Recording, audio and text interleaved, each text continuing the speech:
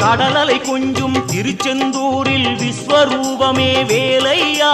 பழமுதி சோலை அறுபடை வீடும் புண்ணிய தரிசனம் முருகையா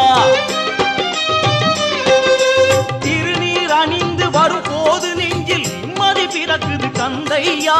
சுகனே சிவனார் மகனே உன்னை பாட பாட சுகமாகுதையா வேல் முருகா அரோகரா அரோகரா வேல் முருகா